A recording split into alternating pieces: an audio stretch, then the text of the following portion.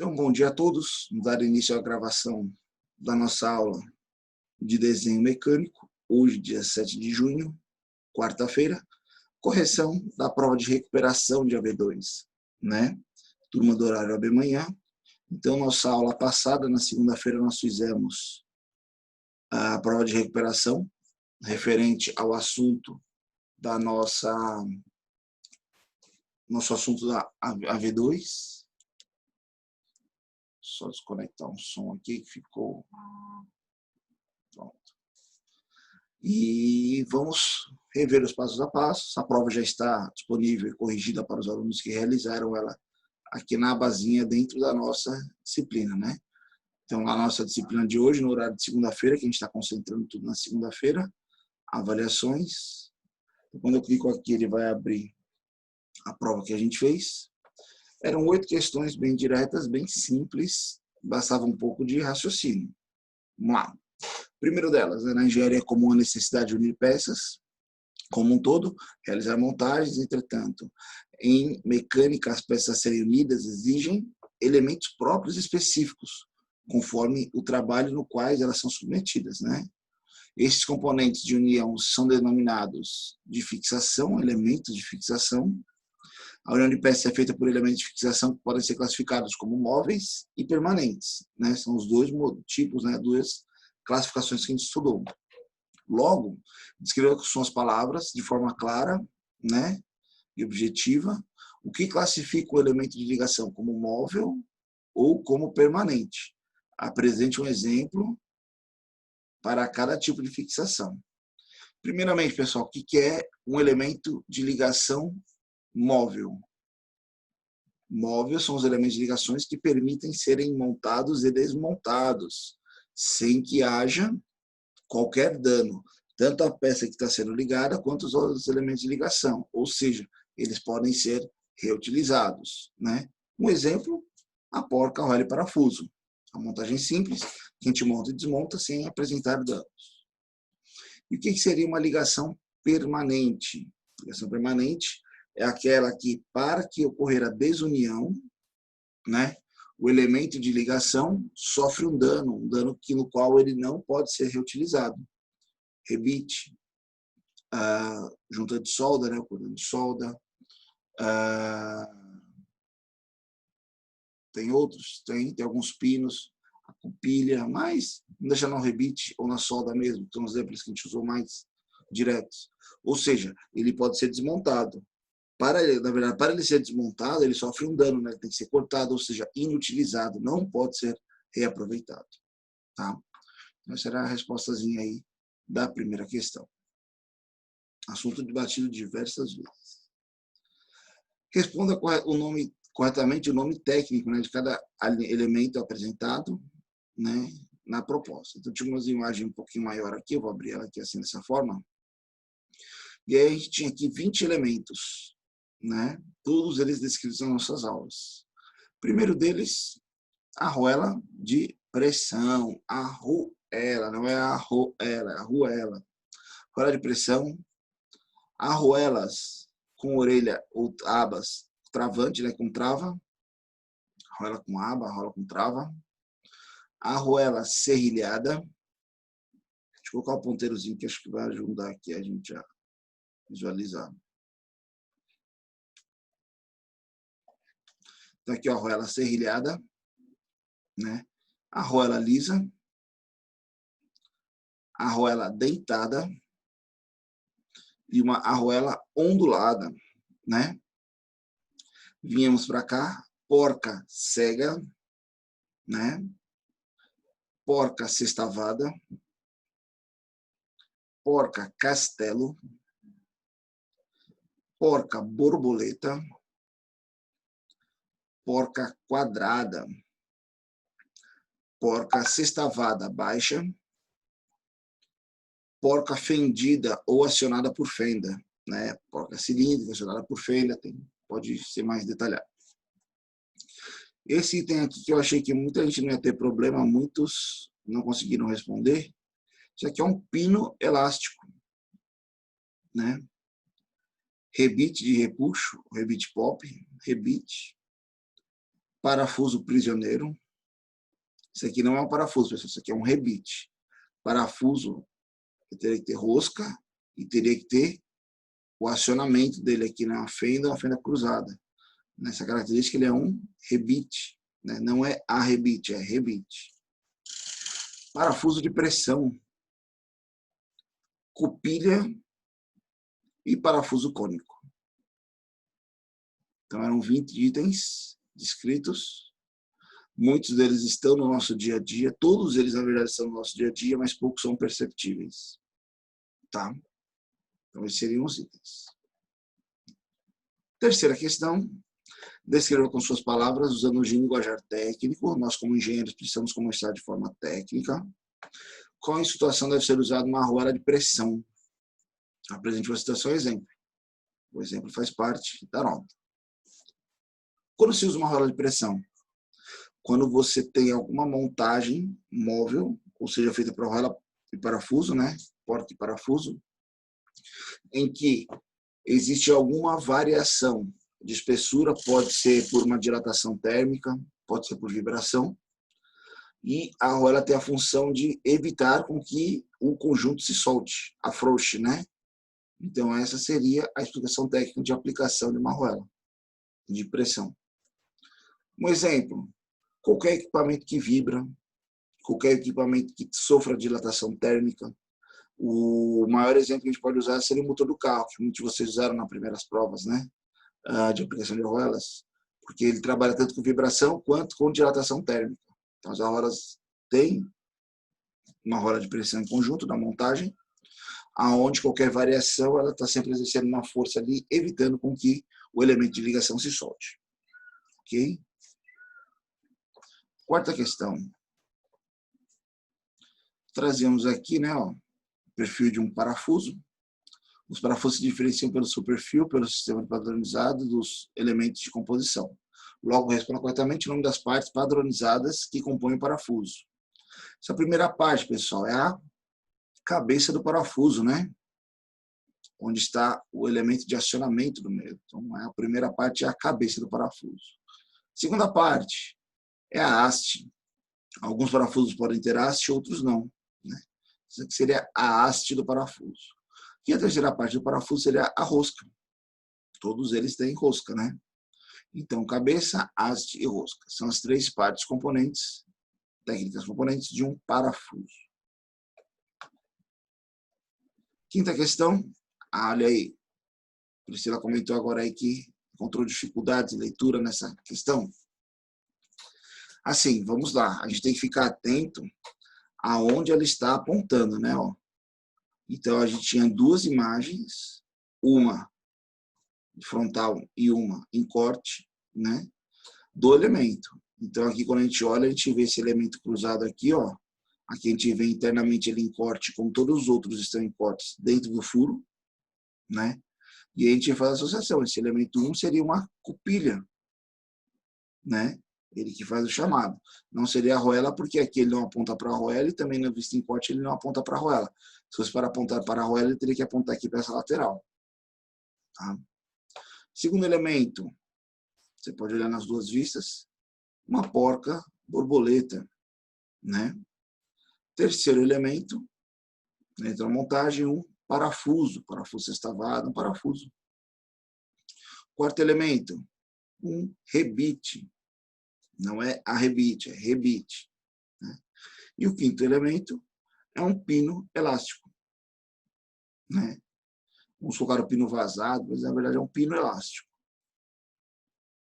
Então, esses seriam os 5 itens dessa montagem, né? Quando a gente pode identificá-los por qualquer uma das vistas. Ok?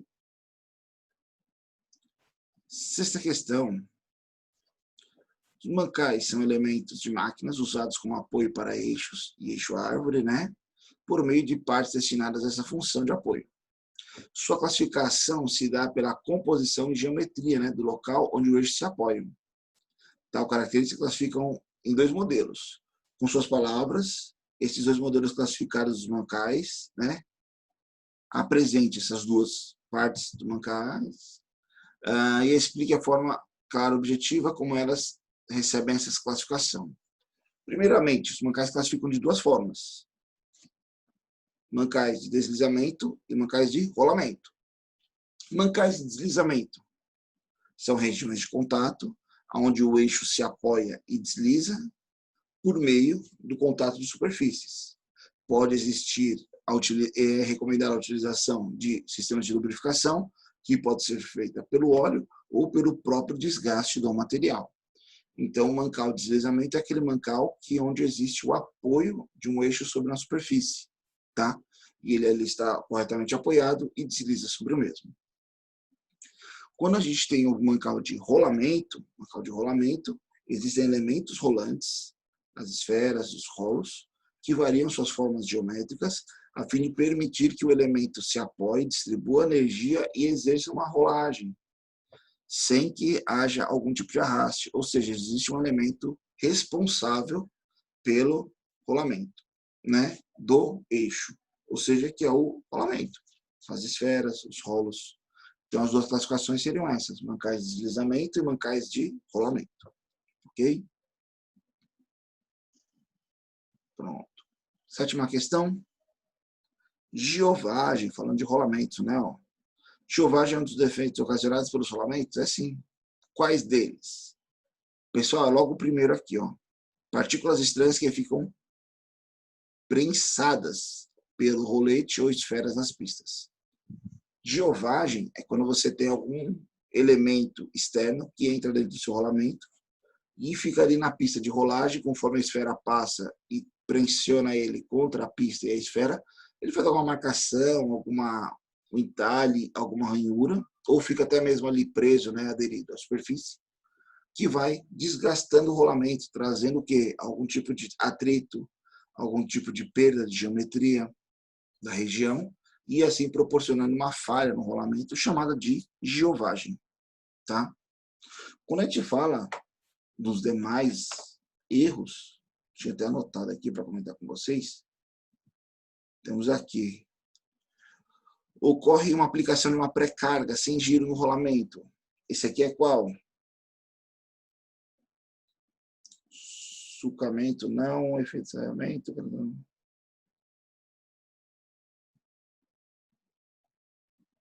Batida, fratura dos outros. Engripamento, não, brinelamento. Seria o brinelamento, esse primeiro aqui, esse aqui, né? O brinelamento. Ocorre uma batida de uma ferramenta sobre qualquer parte, sobre a pista, né? Esse é o sulcamento.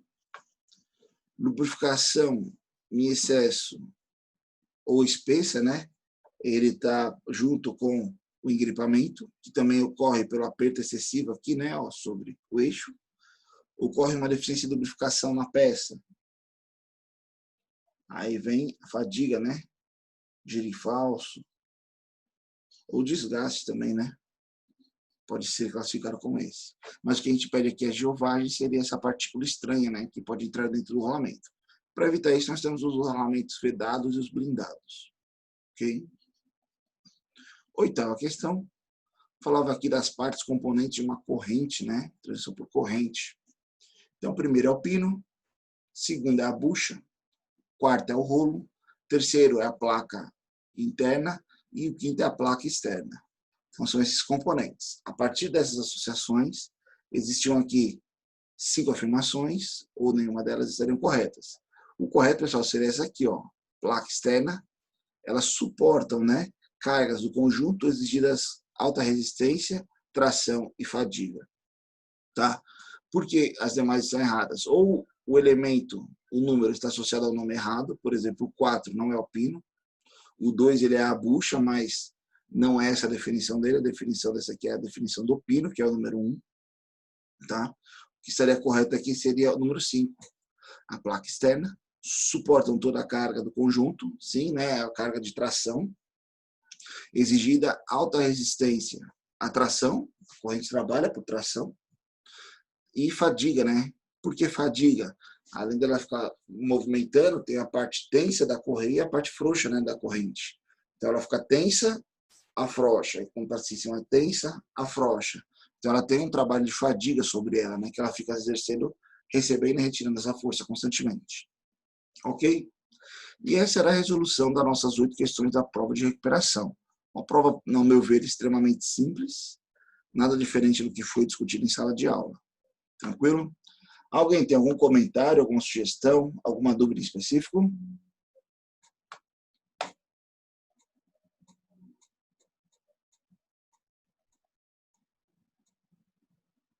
Tem alguém aí? Sempre pergunto, né?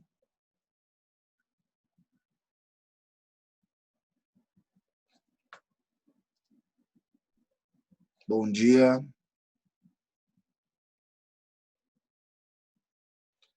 A Bruna está acordada. Tranquilo então, pessoal. Hoje a gente fez um comentário. Oi. Explica aquela da foto de novo, dessa 1. Como que ela? Quando você observa aqui, ó, aonde a seta está indicando, a gente tem que tomar cuidado, porque geralmente a montagem são diversos componentes, né? Um próximo ao outro, um junto ao outro, mas aquela marcação ela indica, representa um elemento em específico. Então a gente vê onde a seta bate aqui no elemento, a gente consegue ver a geometria, a imagem, a forma de aplicação dele. E ainda aqui a gente colocou 2 imagens, né? Tanto na vista, como se fosse a vista superior aqui, uma vista em corte. E aí a gente consegue ver aqui também na 1 que ele aponta para dentro do furo, né? O elemento que está dentro do furo, que no nosso caso seria uma cupilha. Não seria a arruela, que essa marcação aqui, ela estaria diferente também aqui embaixo, né? Ela estaria aqui do lado, ó, onde está o pontinho vermelho aí, que é onde está posicionada a arruela, né? Então esse elemento que faz o travamento do pino, né, de modo transversal, é a cupilha, ok? Então tem aqui a geometria dela. A geometria dela aparece aqui também, ó. Aqui estão 2, ó. Seria esse elemento aqui, ó. Né? Tem a voltinha, os 2 arames, que na extremidade a gente amassa para fazer o travamento. Ok? Ok. Legal. Pessoal, mais alguma dúvida? Comentários? Pois, segunda-feira, dia 22, sairá alguma definição aí para nossas aulas. Independente das aulas presenciais estarem começando ou não, nós vamos dar início à nossa atividade prática da atividade da V3. É uma atividade que vai contemplar tanto os momentos teóricos quanto os momentos práticos, tá? E é um trabalho, ela não é uma prova, ela não tem um dia específico, tá? Ela vai ter um período para ser realizada. Dentro desse período, existirão entregas preliminares que contemplarão parte da nota, tá? Então, ou seja, o aluno ele não está suscetível a apenas uma entrega e uma pontuação. É um trabalho único, com 4 entregas, se eu não me engano, eu estou terminando de formatar ele, tá? E dentre essas entregas, são partes que vão computando, vão somando a sua nota, ok? Mais detalhes somente na segunda-feira. Tudo bem, pessoal? Qualquer dúvida, estou sempre à disposição pelos nossos meios de comunicação, ou seja, nosso grupo do WhatsApp ou a ferramenta de torpedo do Unifor Online. No mais, eu agradeço a atenção de todos, bom fim de semana, descansem, estudem e nos vemos novamente na segunda-feira para discutir a nossa AV3. A partir dessa nota aí, quem tiver dúvidas sobre a sua nota de AV2, pode me mandar uma mensagem no privado lá no grupo, que eu mando para vocês o cálculo da sua nota. Lembrando que 25% é o trabalho da montagem do acoplamento, 25% é a montagem da caixa variadora de velocidade e os outros 50% é a nota da prova. Essa prova de recuperação eu troquei pela nota da pessoa que ou faltou um trabalho ou substituiu a prova da forma que ficou melhor a nota de AV2 dela. Ok? Qualquer dúvida, estou à disposição. No mais, obrigado pela atenção. Boa semana, bom fim de semana. Até segunda. Até mais, pessoal. Tchau, tchau.